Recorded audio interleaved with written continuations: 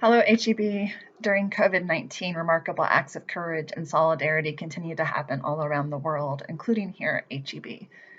And the language of superheroes has emerged as a way of honoring people on the front lines and those who are going above and beyond the call of duty during the pandemic. But an interesting thing I've noticed, we call people superheroes, but absolutely no one I have talked to has said, I feel like a superhero right now. Rather, I have heard how human we are all feeling. So I thought I would take a couple minutes to reflect a little more on what it means to be a superhero. First, it may seem small, but I think we can agree that we are all acting with the power of superheroes every time we put on our face masks, because if there's anything superheroes are about with all their fancy protective suits, it is the PPE. Second, we tend to talk about superheroes as though they are all powerful when the opposite is true. To be a superhero, you must have a vulnerability. Every superhero has one, and every superhero's vulnerability is different. I mean, Superman and Kryptonite is perhaps the most famous example. Iron Man's power is directly connected to the suit that he built to protect his heart.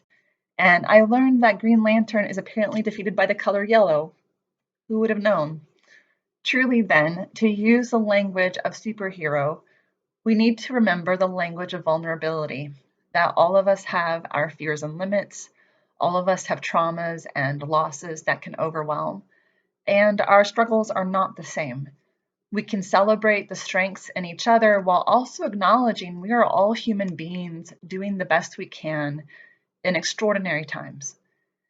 If we can make space for our vulnerability, perhaps we can more easily embrace what is superheroic about our journeys right now. Third, superheroes can't do it alone. They need community. Community is one of the least celebrated aspects of what it means to be a superhero, whom we tend to think of as a lone wolf.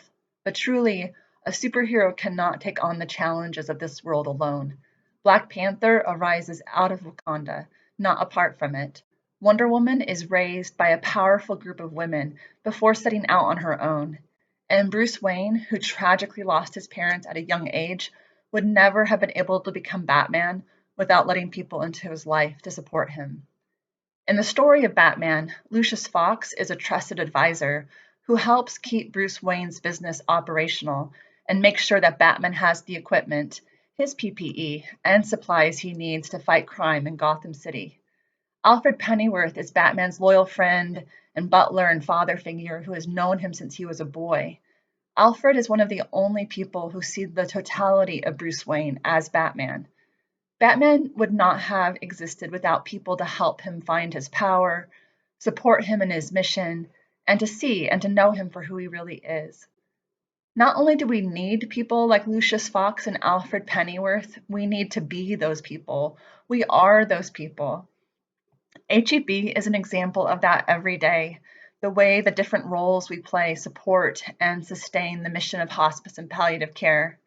From this perspective, it's okay if we are not the superhero in the COVID-19 story, because we all have the potential to be a part of the community that supports the strengths of each person and endeavors to truly see each other. This will be true even when we are on the other side of COVID-19. In whatever way the language of superhero may or may not speak to you right now, may you know that your part in this story matters. From those who are on the front lines to those who are helping in quietly powerful ways to bring your families and communities and HEB through one of the most challenging times in modern history. All of it is a part of the superhero story. Thank you for your part in it.